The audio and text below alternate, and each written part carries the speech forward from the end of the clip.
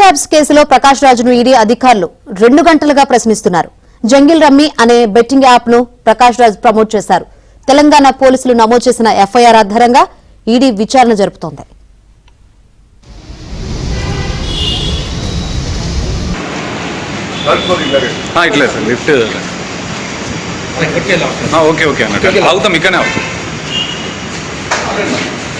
Okay sir, sure.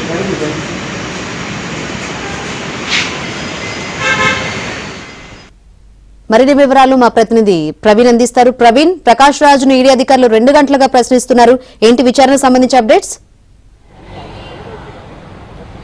Betting app కేసులో ఇప్పటికే తెలంగాణ పోలీసులు విచారణ కొనసాగిస్తున్నటువంటి నేపథ్యంలో ముఖ్యంగా సైబరాబాద్ కావచ్చు, పంజాగుట్ట, ఇప్పటికే సూర్యాపేట, మరోవైపు ఏపీలో ఉన్నటువంటి వైజాగ్లో నమోదైనటువంటి ఎఫ్ఐఆర్లను ఆధారంగా చేసుకొని బెట్టింగ్ యాప్లకు సంబంధించి ఈడీ విచారణ ప్రారంభించింది. ఈసీఐఆర్ నమోదు చేసిన తర్వాత ఈ బెట్టింగ్ యాప్స్ని సోషల్ మీడియాలో ఎవరైతే ప్రమోట్ చేశారో వారిపైన కొన్ని ఆధారాలు సేకరించిన తర్వాత వారి దాదాపు 29 మందిని ఈడీ అధికారులు కేసులో చేర్చడం జరిగింది. అందులో ముఖ్యంగా ఇప్పటికే ప్రకాష్ రాజు కూడా ఈ కేసులో నిందితుడిగా ఉన్నాడు కాబట్టి ప్రకాష్ రాజుకు నోటీసులు జారీ చేసి ఈరోజు విచారణ కొనసాగిస్తున్నారు. గడిచిన 2 గంటల పాటు అతని విచారణ జరిపి స్టేట్మెంట్ రికార్డ్ చేస్తున్నటువంటి పరిస్థితి అయితే స్పష్టంగా కనపడుతుంది. ఈ కేసులో బెట్టింగ్ యాప్లను ప్రమోట్ చేయడం వల్ల వీళ్ళు బెట్టింగ్ యాప్ యాజమాన్యాల నుండి భారీగానే లబ్ధి పొందారనేటువంటి అంశాన్ని అయితే మాత్రం ప్రస్తుతం అయితే మాత్రం విచారణలో వెల్లడైంది. కాబట్టి ఇప్పటికే తెలంగాణ పోలీసులు, ఏపీ పోలీసులు నమోదు చేసినటువంటి ఎఫ్ఐఆర్ను ఆధారంగా చేసుకుని 29 మంది పైన కేసు నమోదు చేసినటువంటి పరిస్థితి కనపడుతుంది. ముఖ్యంగా ప్రకాష్ రాజ్ అనేటువంటి వ్యక్తి సినీ నటుడుగా ఉంటూ ముఖ్యంగా కొన్ని నార్త్కు సంబంధించినటువంటి యాప్స్ను ప్రమోట్ చేయడం జరిగింది. మరోవైపు జంగిల్ రమ్య అనేటువంటి ఒక బెట్టింగ్ యాప్ను ప్రమోట్ చేయడంతో పాటు అనేక మంది ప్రకాష్ రాజు వాటిని ఇన్ఫ్లుయెన్స్ చేయడం వల్ల, ప్రకాష్ రాజ్ సోషల్ మీడియాలో ఎక్కువగా ప్రమోట్ చేయడం వల్ల చాలామంది బెట్టింగ్లు పెట్టి మోసపోయినటువంటి సంఘటనలు ఉన్నాయి. 2 తెలుగు రాష్ట్రాల్లో చాలామంది డబ్బులు పోగొట్టుకొని వాళ్ళు ఆత్మహత్యలు చేసుకున్నటువంటి సంఘటనలు కూడా సంచలనమే రేకెత్తించాయి. కాబట్టి ఇప్పుడు ప్రస్తుతం బెట్టింగ్ యాప్ యజమానుల నుండి ప్రకాష్ రాజుకు ఎంతవరకు డబ్బులు ముట్టాయి, ఇందులో మనీ లాండరింగ్ కోణం ఏమైనా ఉందనే దానిపైన క్వశ్చన్ చేస్తున్నటువంటి పరిస్థితి కనబడుతుంది. ఎంతకాలంగా జంగిల్ రమ్య అనేటువంటి యాప్ను ఎంతకాలంగా ఇతను ప్రమోట్ చేశాడు, ఆ ప్రమోట్ చేసినందుకు ఇతనికి ఇచ్చినటువంటి నగదు ఎంత అనేది పూర్తి స్థాయిలో విచారణ కూడా కొనసాగిస్తున్నటువంటి పరిస్థితి అయితే స్పష్టంగా కనపడుతుంది.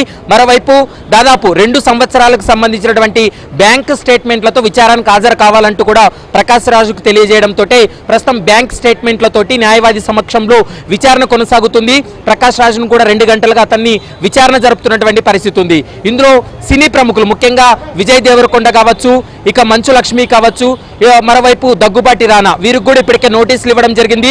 ఆగస్టు 11వ తారీఖున వ్యక్తిగతంగా విజయ్ దేవరకొండ, దగ్గుబాటి రానా ఒకే రోజే ఇద్దరు విచారణకు హాజరు కాబోతున్నారు.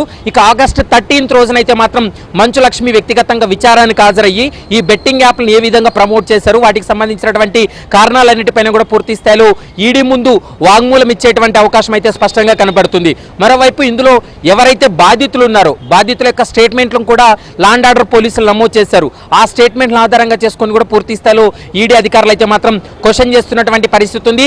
గడిచినటువంటి 5 సంవత్సరాలుగా వీళ్ళకు ఎకనామికల్ ట్రాన్సాక్షన్స్ అన్నిటిని కూడా పరిశీలిస్తున్నారు. ముఖ్యంగా దుబాయ్ కేంద్రంగా ఈ బెట్టింగ్ యాప్స్ అన్ని కూడా నిర్వహిస్తున్నారు. కాబట్టి దుబాయ్ కేంద్రంగా నడిచినటువంటి ఈ వ్యవహారం పైన ఇందులో వీళ్ళు ఫారిన్ అకౌంట్లకు ఏమైనా ఈ నగదు జమ అయిందా, దుబాయ్లో ఏమైనా వీళ్ళు లబ్ధి పొందారా అనేటువంటి అంశానికి సంబంధించి కూడా పూర్తి స్థాయిలో ఆరా తీస్తున్నటువంటి పరిస్థితి కనపడుతుంది.